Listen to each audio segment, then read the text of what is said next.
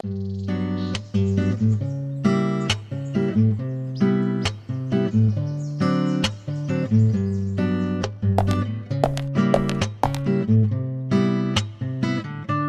police car.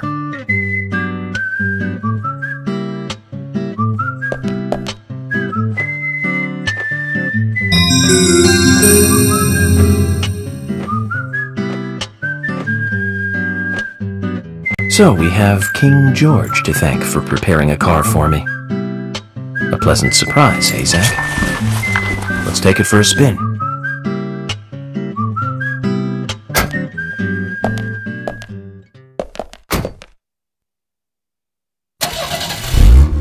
I have to tell you, Zach, this place simply amazes me.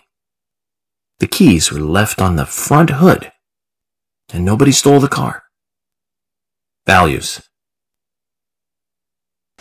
This town has what the country needs. Values. Let's head over to the sheriff's department.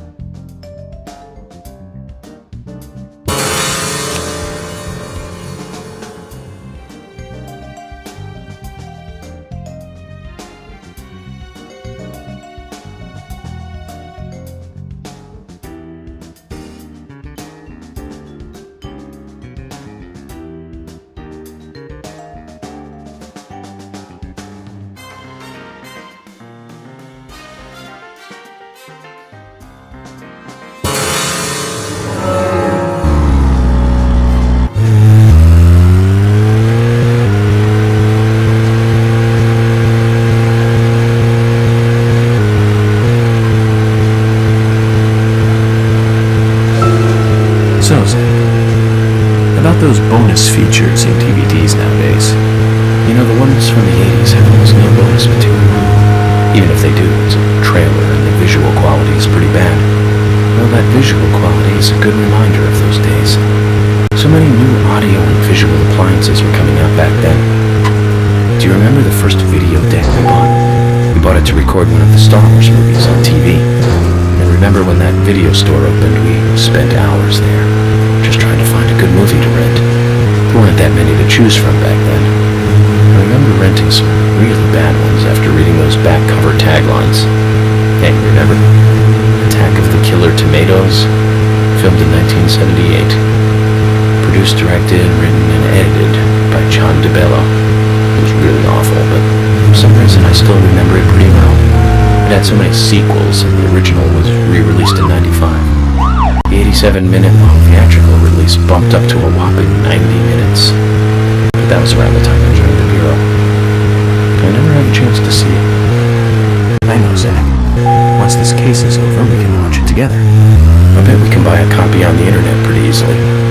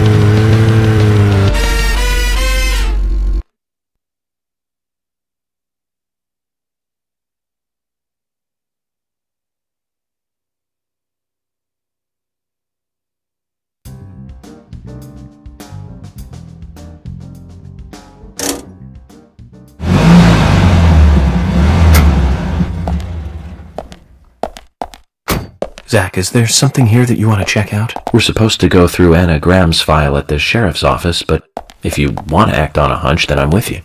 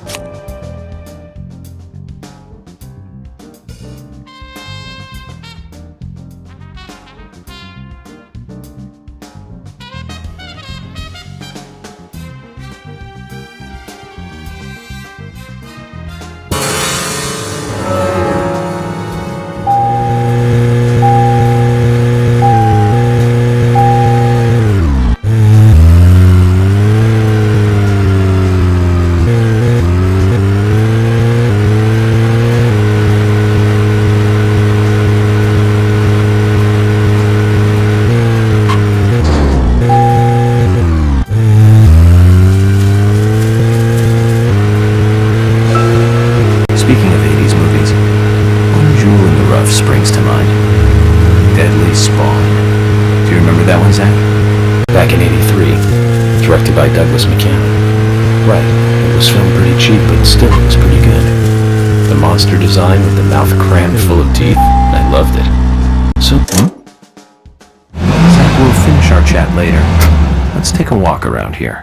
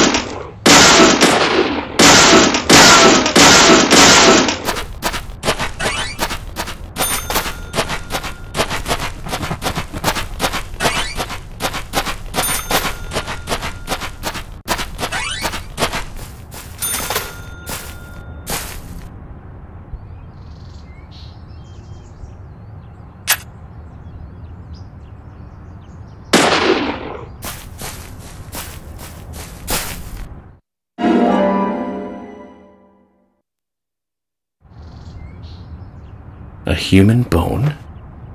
This doesn't look related to the case, but shouldn't I let someone know?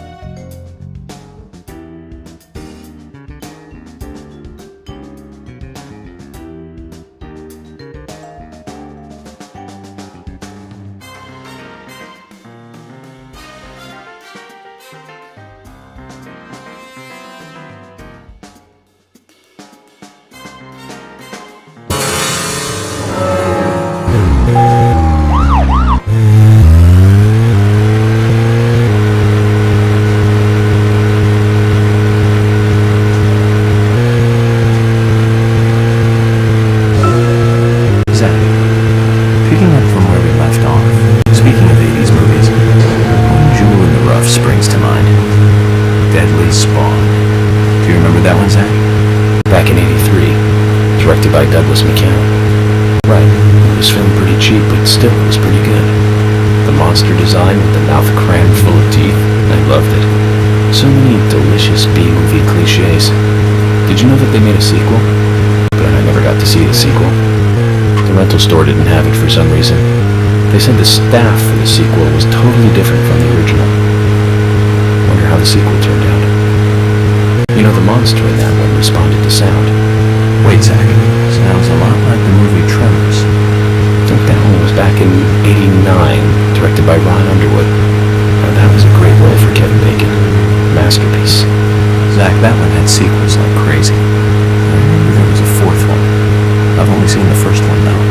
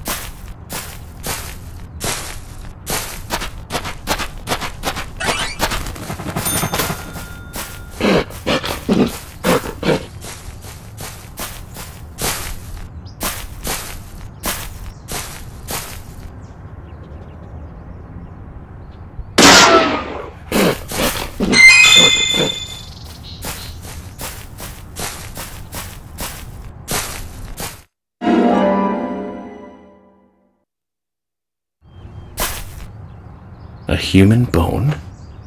This doesn't look related to the case, but shouldn't I let someone know?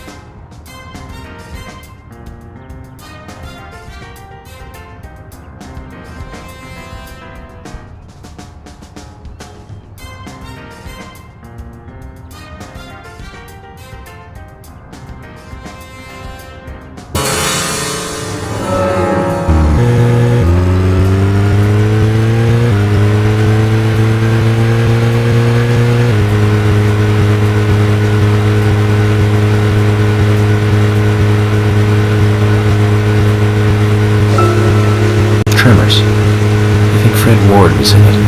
You say Fred Ward, and I say Remo Williams, The Adventure Begins. That one was back in '85, I think. Directed by Guy Hamilton. Guess Hamilton was aiming to start a series like 007, but it had no sequels. A real shame. Do you remember the martial arts they used in that film? Called Sinanju? The ultimate in martial arts, using no weapons at all. Remo's master Chun ran across water, remember? And he loved soap operas. Man, that was a good character. He was played by Joel Grey, the best supporting actor in Cabaret. Of course, in Remo, he had so much makeup on you couldn't tell.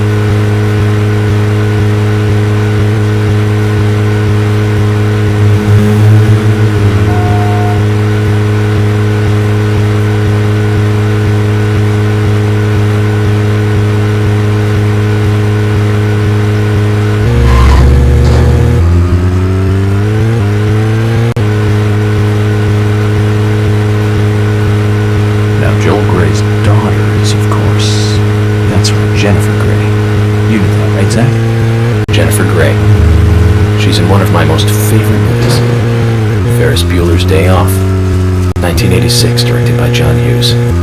Huh, that won't was so 80s. Zach, you're not the most cheerful guy I know, but you really do like those cheerful movies. We used to love those teenage movies back then, didn't we? Breakfast Club and Pretty in Pink, St. Elmo's Fire, and Fast Times at Ridgemont High. That last one was in 1982, directed by Amy Hecker. Now that was an impressive film. We've got Sean Penn in the lead, with Jennifer Jason Leigh and Phoebe Cates. Not to mention Nicolas Cage and Forrest Whitaker were in it too. And the original book and the script were written by Cameron Crowe. How could that not be a great film? Do you remember, Zach? When that movie ended, the last words, "the end," was from an arcade game. That's right, it was from Missile Command. That stuck in my head for a while. The memories. I feel like I have a lot of movies to catch up on. Let's just hope we can get to the end of this case soon. Then maybe we can catch up on a few. Give some thought about what movie you want to see next, Zach.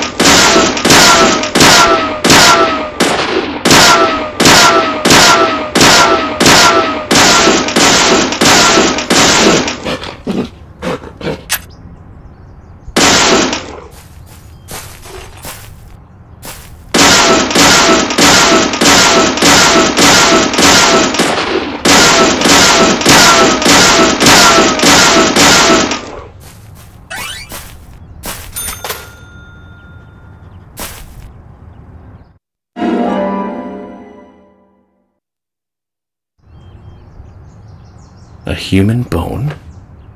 This doesn't look related to the case, but shouldn't I let someone know?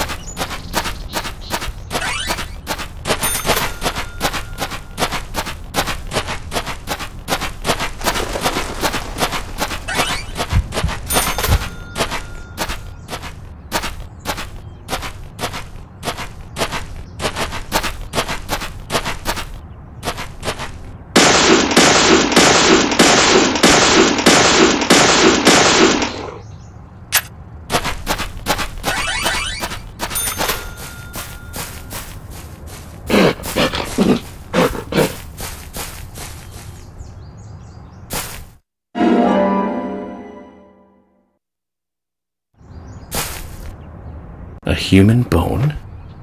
This doesn't look related to the case, but shouldn't I let someone know?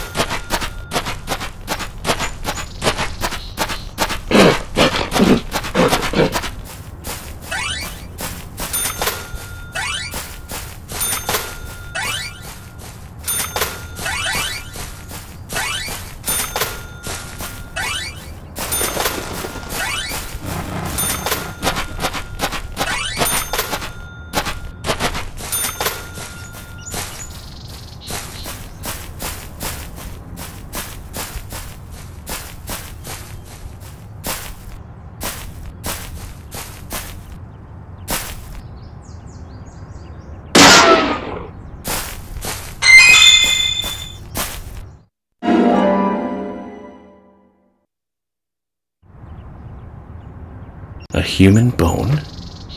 This doesn't look related to the case, but shouldn't I let someone know?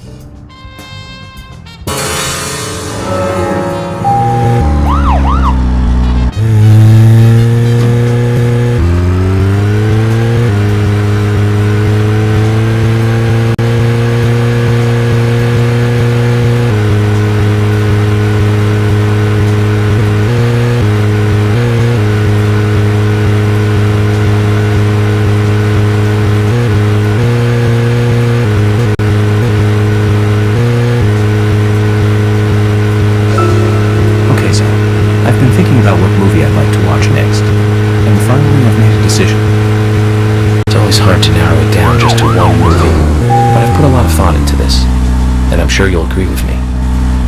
1975. Directed by Steven Spielberg himself. The grandfather of panic movies. Zach, we'll finish our chat later. Let's take a walk around here. Zach, is there something here that you want to check out? We're supposed to go through Anna Graham's file at the sheriff's office, but if you want to act on a hunch, then I'm with you.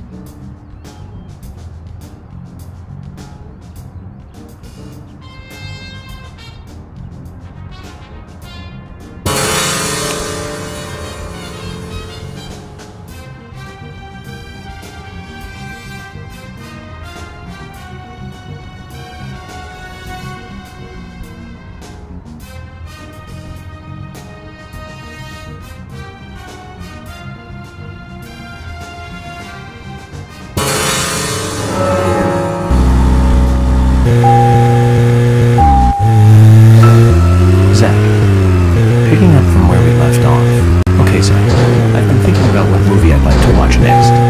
And finally, I've made a decision. It's always hard to narrow it down just to one movie, but I've put a lot of thought into this, and I'm sure you'll agree with me. 1975.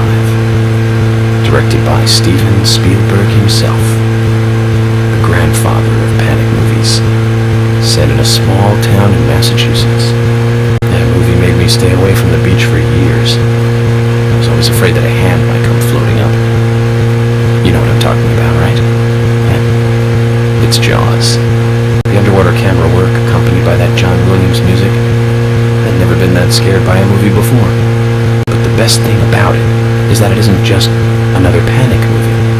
The mayor who won't close the beach even when there are so many victims. Chief Brody putting the citizens' lives above all else. The film gave a lot of time to the dispute and friction between them. It certainly had a lot of messages for a 2-hour film. That's probably another reason why it was such a record-breaking hit. One of my regrets in life is that I didn't see it at the movie theater. I guess I was still just a child back then. But still, I wanted to taste that terror in real time. That reminds me, Zach. Did you know this one? Jaws also appears in another movie that was produced by Spielberg, the second Back to the Future. It was directed by Robert Zemeckis, who later made Forrest Gump. That's also a masterpiece, of course, but we'll discuss that another time. So the scene where Jaws appears is right after Marty McFly goes 30 years into the future. He passes by a movie theater and is attacked by a holographic shark. Marty is shocked, of course, but looking closer, he sees the words, Jaws Part 19. The director is credited as Steven Spielberg Jr. In reality, there were actually only 4 Jaws movies. It was still a great joke.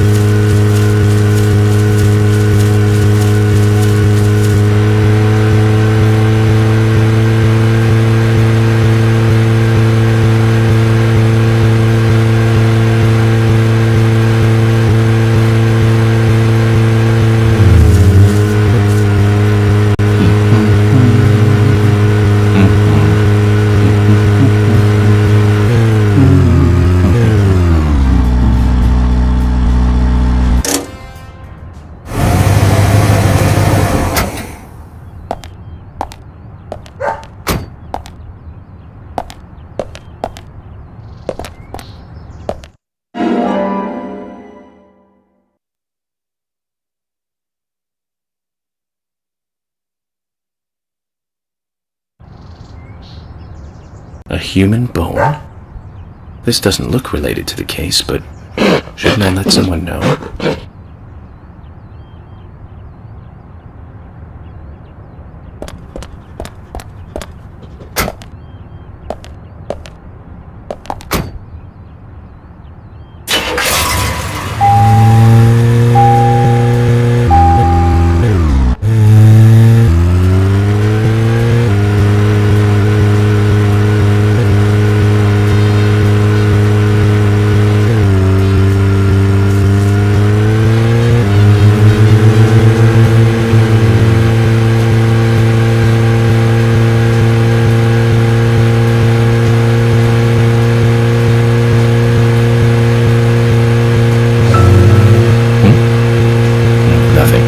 Just my imagination.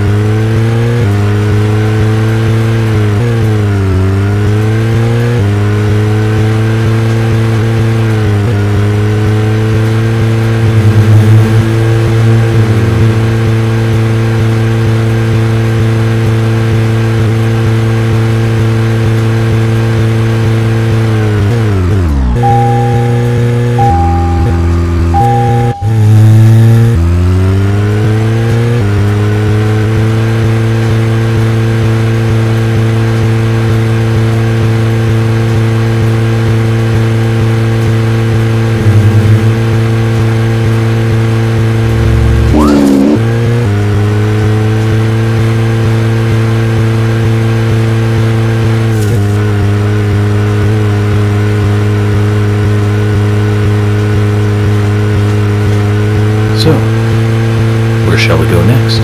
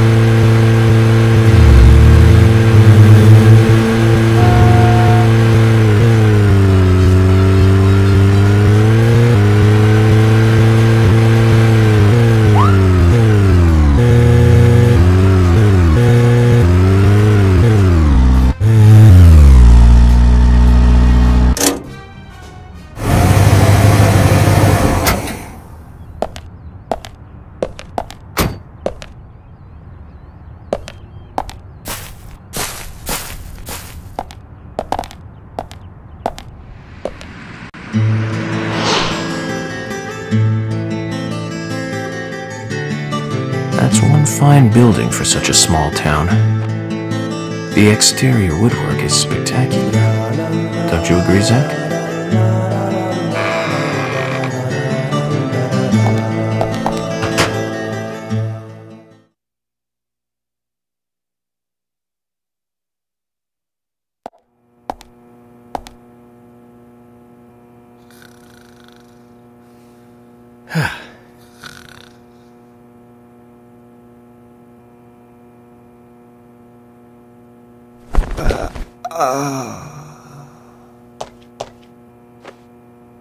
Agent York, we've been expecting you. The sheriff told me to let you through to the meeting room. But I've lost the key to the cabinet where the files are. Why don't you take a look around while I go look for it? Okay, let me know when things are ready. Zach, time goes by slowly in towns like this. There's nothing we can do about it other than enjoy it.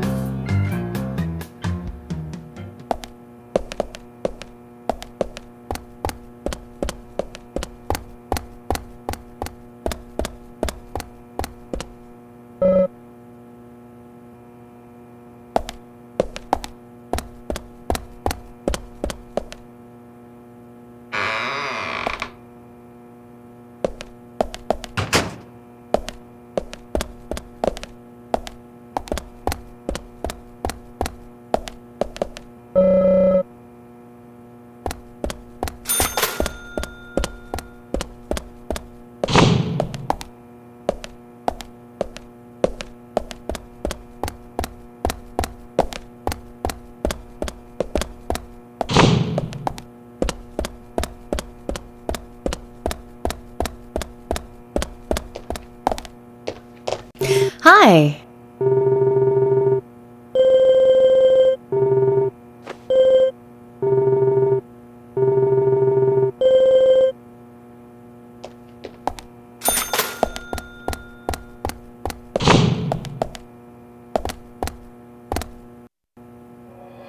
Zach, look at this. Oh, now this is something special. It's the epitome of the old frontier sheriff's office. It's perfect. A stuffed deer's head on the wall. A flag, a hunting rifle. A hunting rifle. Amazing. You'd never see a hunting rifle on the wall of a police department in the city. It's just amazing. Wonder if the sheriff would ever let me shoot it.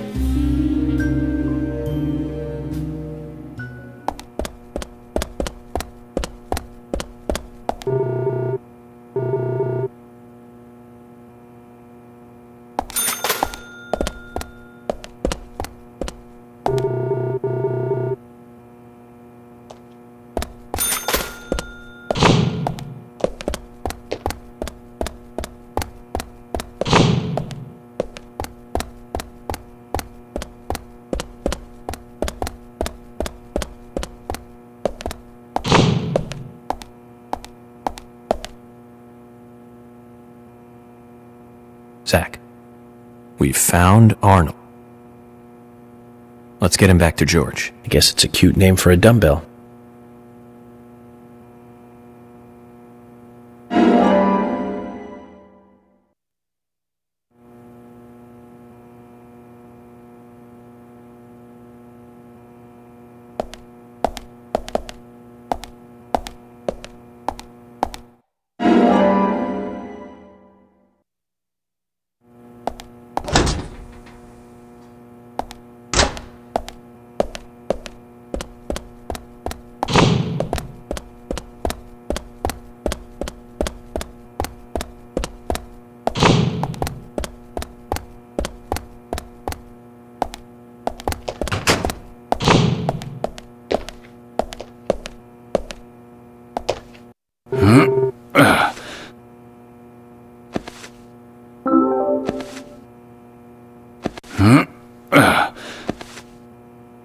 George, I found Arnold.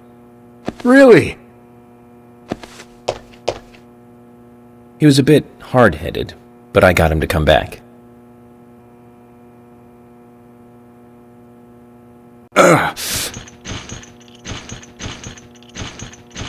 Oh, Arnold. Well done, Agent Morgan.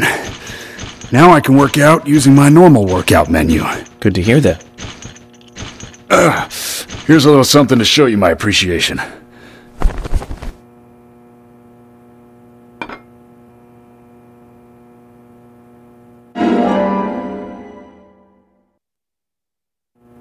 So that makes us even.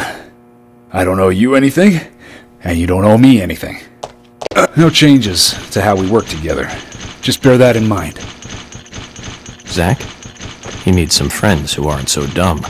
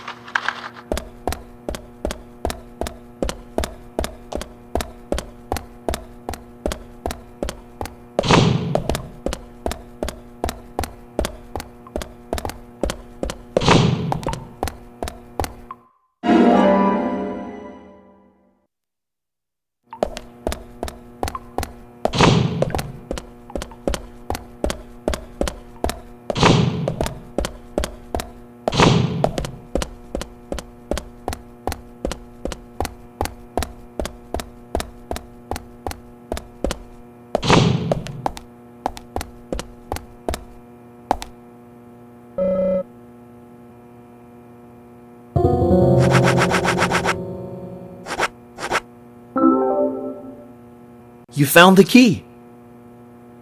That's the right one?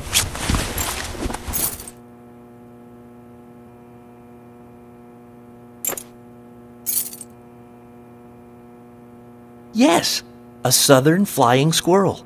Thank you so much. I'll bring the files right in, so please go to the meeting room. Okay, I'll be waiting for you.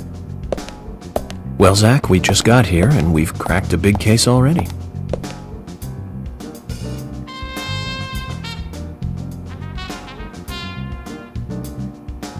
The victim's name was Anna Graham. Age 18, she just recently graduated from high school this year. Her dream was to move out to the city and become a model. But for the time being, she was working in the A&G diner here in town. She lived with her mother, Sally. Anna's father died in an accident in the lumber mill when she was a child. Her mother is unemployed and lives on the insurance money from her husband's accident. After all, it's a small town with a low cost of living. Financially, they seem to get by fine, and they led normal lives. A normal life is exactly what a curious teenager doesn't want. It's all starting to make sense, Zach.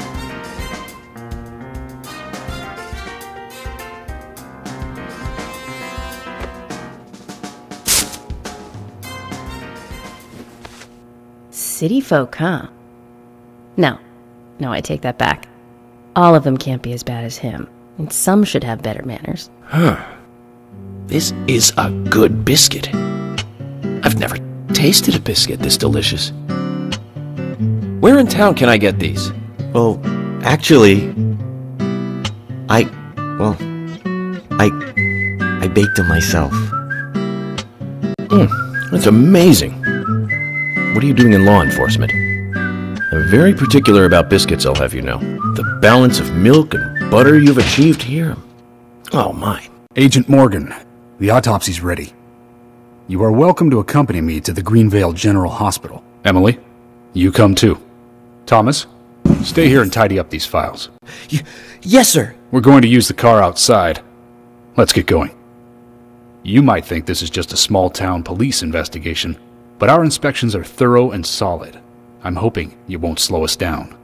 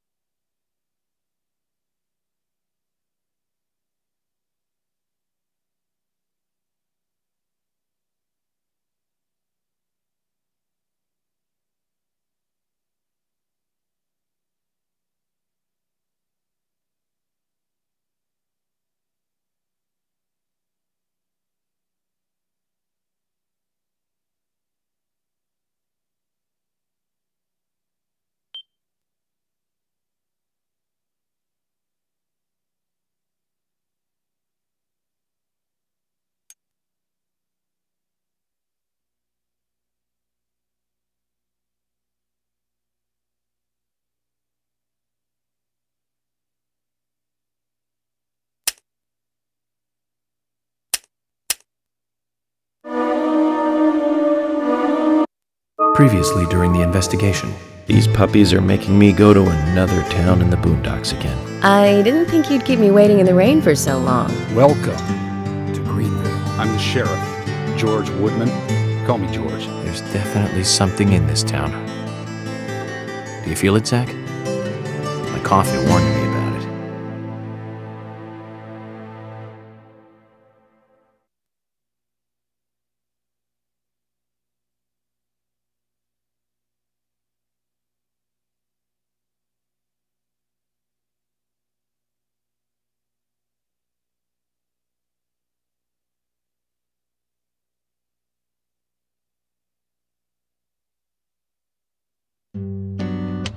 The Greenvale General Hospital is down the road by the lake. It's too far to walk. Come on, get in the car. If I'm riding in a car, George, I prefer to be the driver. Can you provide a car for me? What are you talking about? You don't even know how to get there. Which is another good reason for me to drive, George. I need to learn my way around town. Oh, man. Very well. Then I'll ride with you. I want to keep an eye on you. Fair enough. Just one thing, Agent Morgan. Your involvement in this case is limited. That means you don't have to learn your way around town.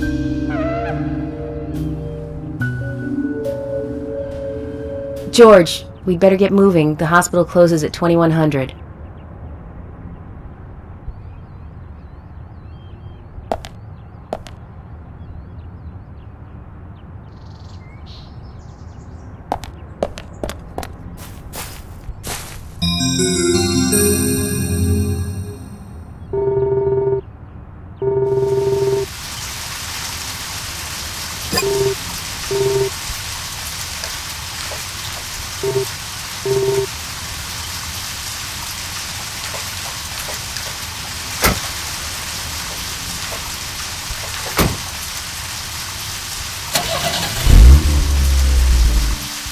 Agent Morgan, get us there quickly, but drive within the speed limit. Just because you have a badge doesn't mean you can drive like a maniac.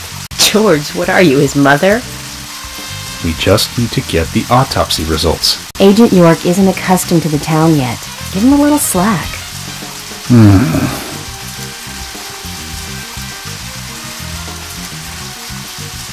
Well then, Agent York, let's get going. Sure, sounds good.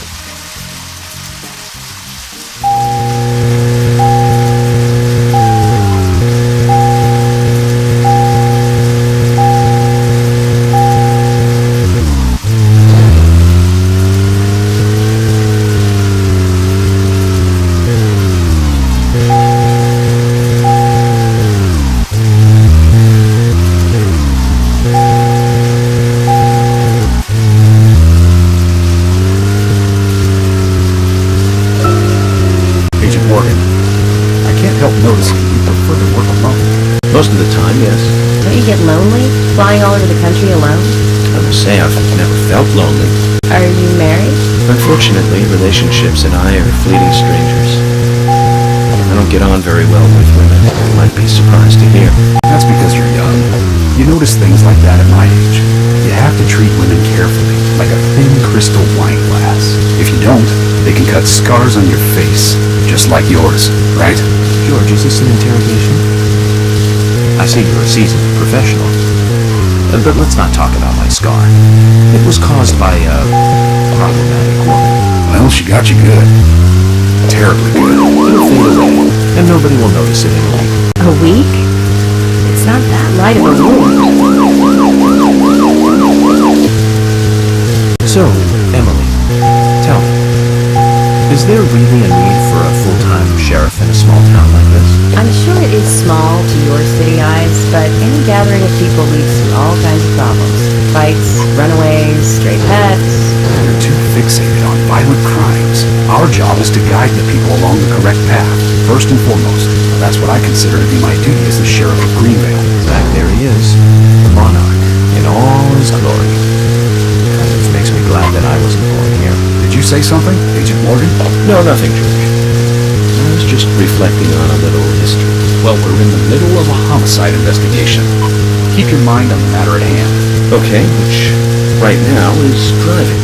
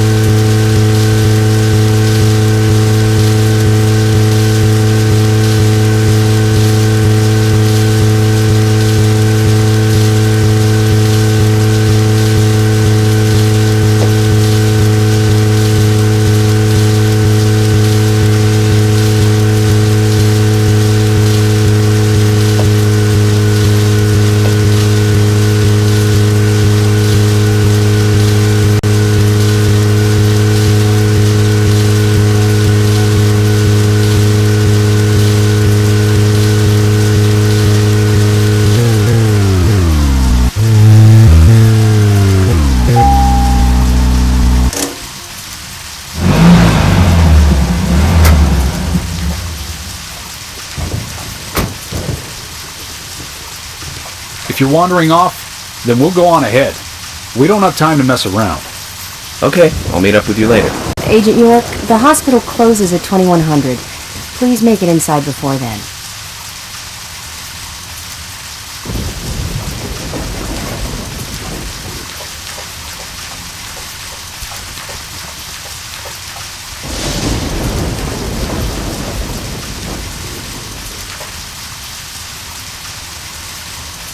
This flower. There's something very mesmerizing about it. I wonder what it's called. I'll take one with me and ask someone later.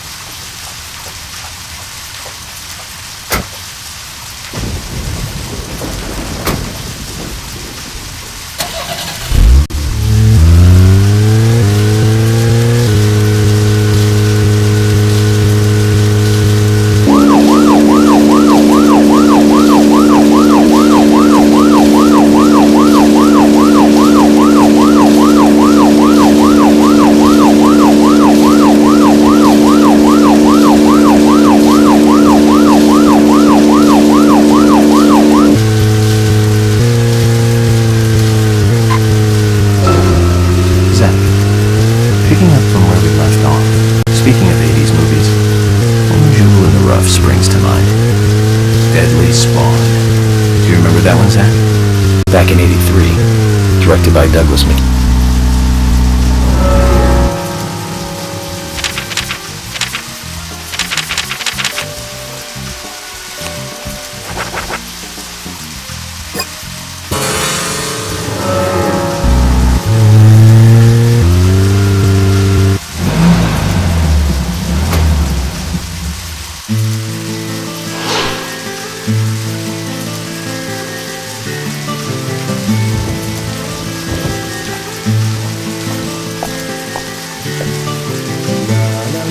Agent Morgan, have you no respect for rules and protocol? We were waiting for you, and now you try to go in by yourself. Oh, George. I didn't see you in the parking lot, so I thought I'd wait inside. Just watch it from now on. I don't like inconsiderate people who think that they're above the rules, and I'm sure I've made this point clear by now. Calm down, George. He probably just got lost on his way here and rushed in. Right, Agent York? Let's go inside then.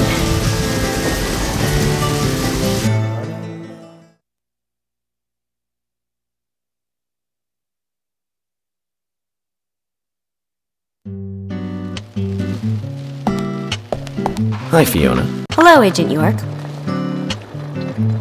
We've come for the results of the autopsy. Is Ushah around? Hello, Sheriff. I think Dr. Johnson is in the computer room. What's he doing? I don't know. He never discusses his work with me. You'll just have to ask him yourself. Thanks. We'll go find him. You're reading again today. Yeah, I've become fond of mysteries recently. The doctor is always telling me to read some dry old medical journal.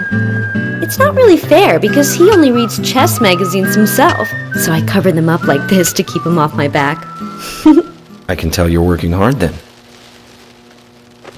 But I really like that about the doctor, to tell the truth.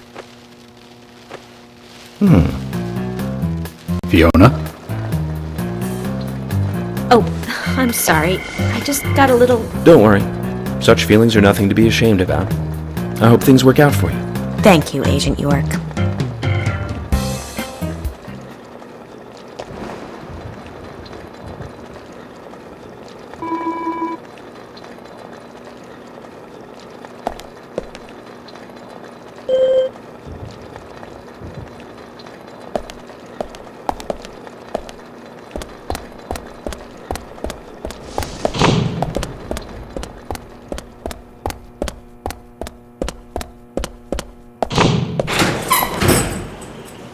we couldn't find him.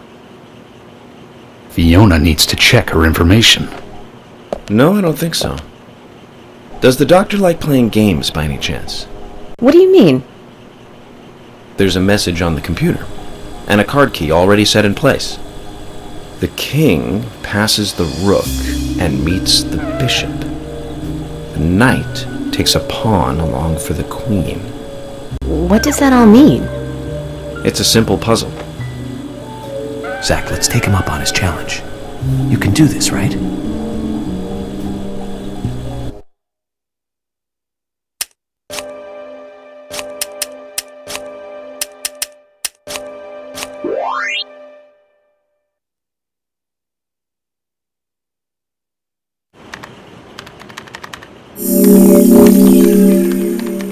The doctor awaits below with the deceased. Another code? But there's nowhere to insert a password. More games. I'm going to get Fiona to call Ushah up here right now. No need, George. The message appeared with the card key. It's telling us where to use it. This is not the time to be joking around, Agent Morgan. Dr. Ushah is below with the deceased. With Anna. Below being underground, I take it. Simple. Simple. Then it's time to meet the mischievous architect of this little game. Nah.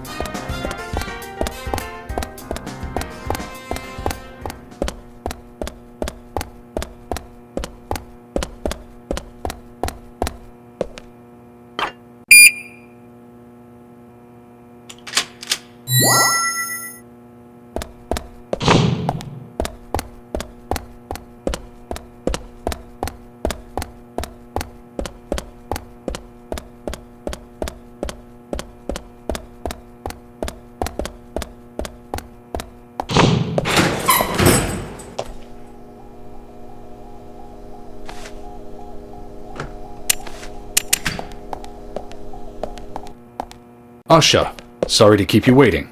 Ah, you made it. Let's get started, shall we?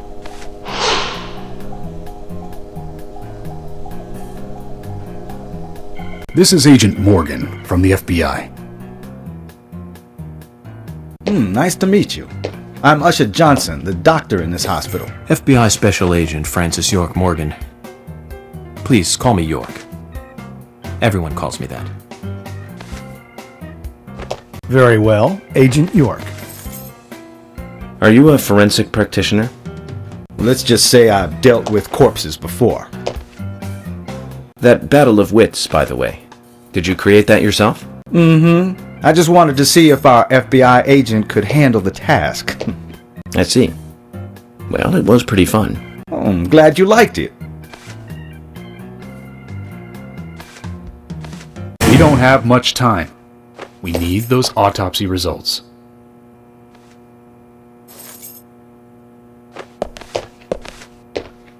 Next time, try challenging us without obstructing an investigation. You've angered the monarch.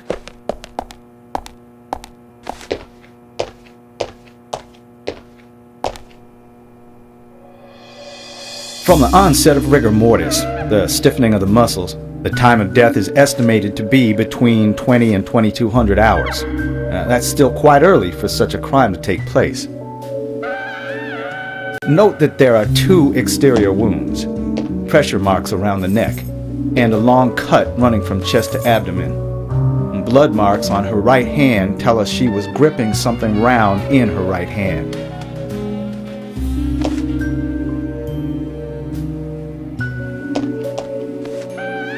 Her skull is also fractured, but that is unrelated to the cause of death. It probably happened to her after she was killed.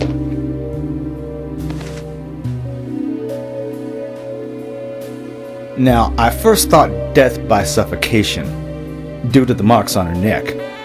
But after further investigation, I now have a different conclusion. The direct cause of death was loss of blood from the wound.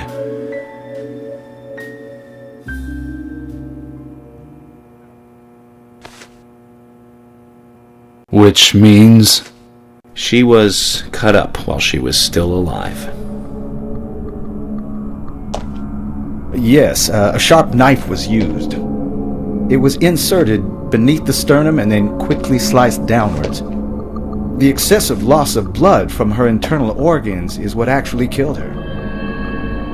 Her nails are clean, and with no skin cells from the attacker. She also doesn't appear to have been bound nor badly beaten. She was apparently killed without resistance. The most tragic thing, however, was that she was unable to speak her story to anyone who could hear her cries.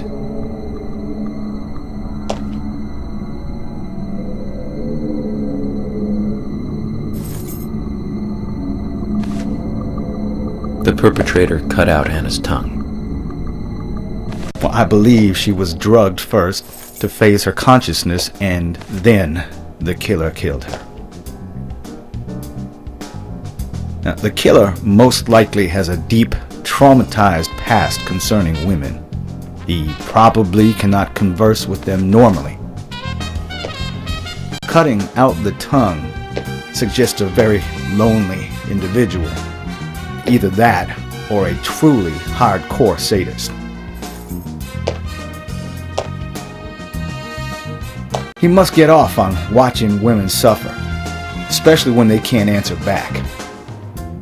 Now, he watched as the blood pumped from her body, as she gradually grew cold. A case in Seattle in 1985 was much like... Ushah, please, limit your report to your findings as a doctor. Criminal profiling is my job.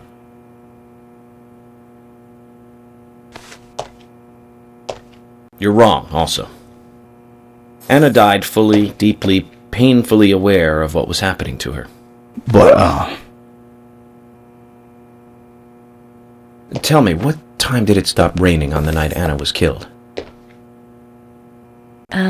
Just before I went to bed, right after the movie on TV ended, so around 1 a.m. What movie was it? An American Werewolf in London. Directed by John Landis, 1981. So the rain stopped, accompanied by the ending song, Blue Moon. George, would you mind if I examined Anna myself? What more do you hope to find? I'm sure I mentioned that I have a personal interest in cases like these.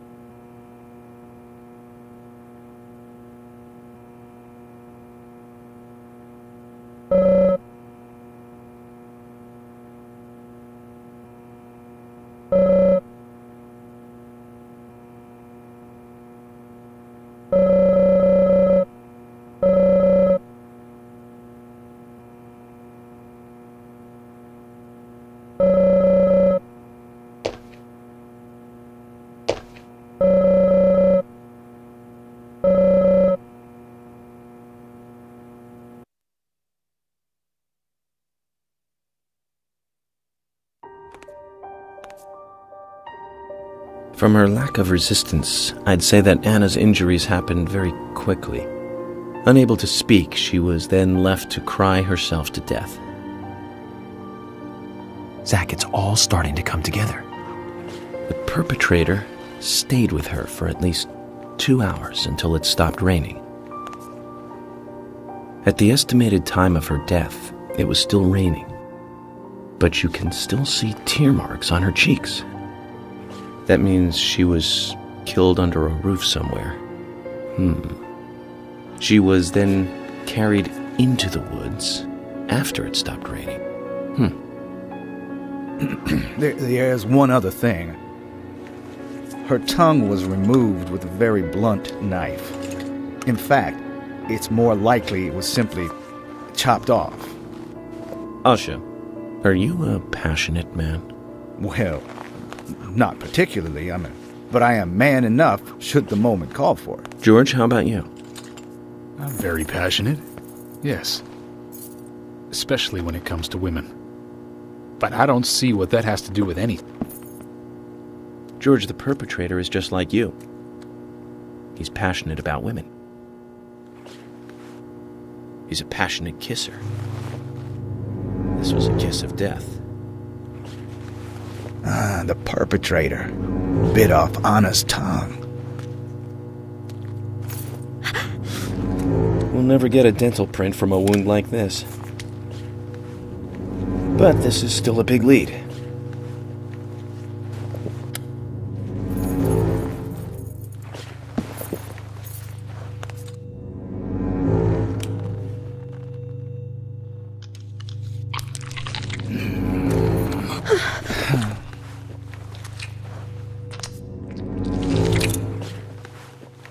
Jackpot, Zach. A shame, but our old-time all-American sightseeing tour just came to an end. This case is now under the jurisdiction of the FBI. I'm assuming command. I'll need you to assist me in the investigation. What in the hell do you mean, Agent Morgan? I know I said I was passionate, but you can't think I did this. That's not why I'm assuming command, George. You're a suspect just as much as every other passionate man on Earth. Let me show you something.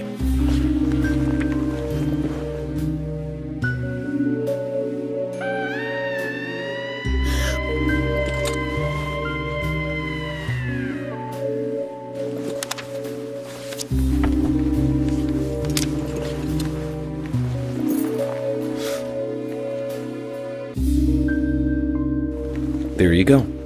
Amazing, huh? I'm sure you have a lot of questions, but most of the details are top secret. George, Emily, we should be going. No need to stay here any longer. Okay. I have to sign the release. Just give me a moment. Very well. I'll go on ahead. I can't take it any longer down here.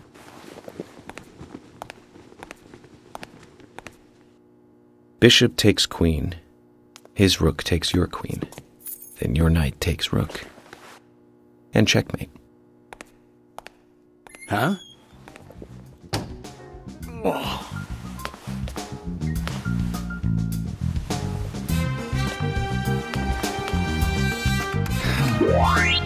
My first victory in the Grandmaster ranking.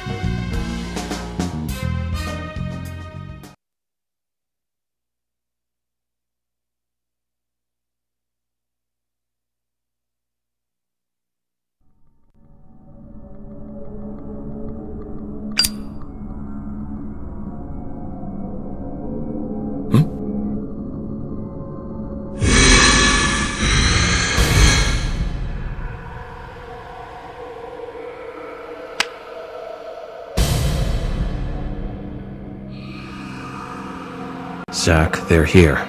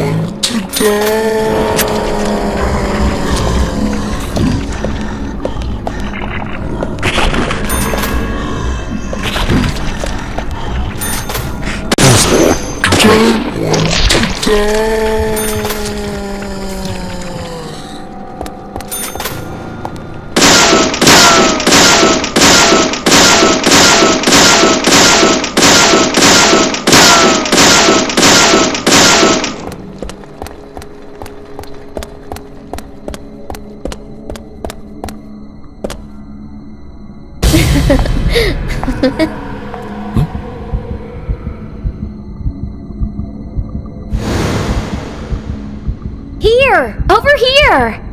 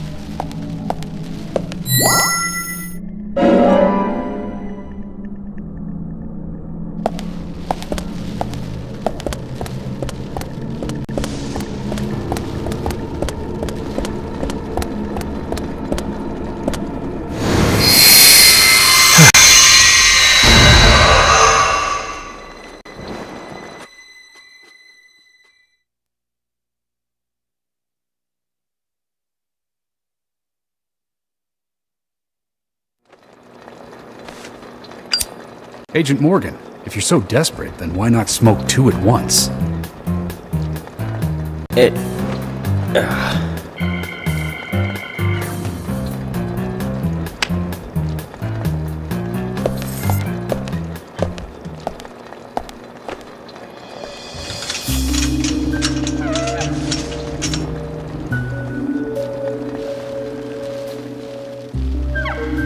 Who's that old man? That's Harry. Harry Stewart. One of the bigger problems around here. His father started up the lumber trade and founded this town. He's a weird one, as I'm sure you can see. Always dressed like that, never speaking to the townsfolk. And just FYI, he owns almost the entire town. Not that that makes any difference. So long as I'm around, he won't be getting away with any funny business.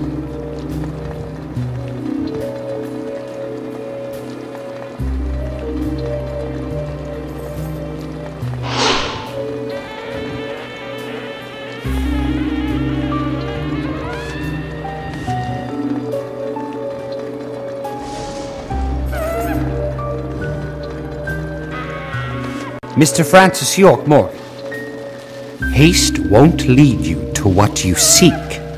Keep your eyes focused on your footing as we speak. So says Mr. Stewart.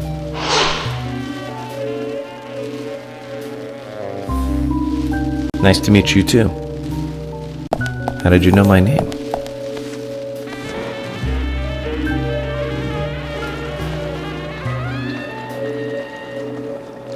Mr. Francis York Morgan, information desires you, just as you desire information too.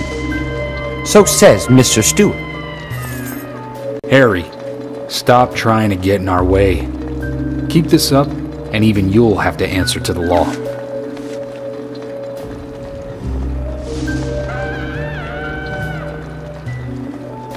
Mr. Francis York Morgan, with each rain our town goes mad. To our disdain, unpreventable. So sad. So says Mr. Stewart. Thanks for the warning. Then we shall depart, Mr. Francis York Morgan.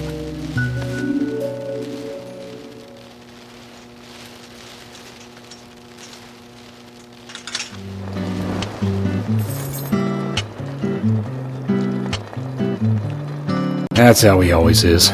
Always spouting that nonsense. Don't give it any thought. It's all gibberish. Emily here. Uh-huh. Oh. Okay, thank you, Thomas. Agent York, we've contacted the first witnesses to the crime scene. You can interview them where they found the dead body. Excellent. I was just about to ask if you could take me there.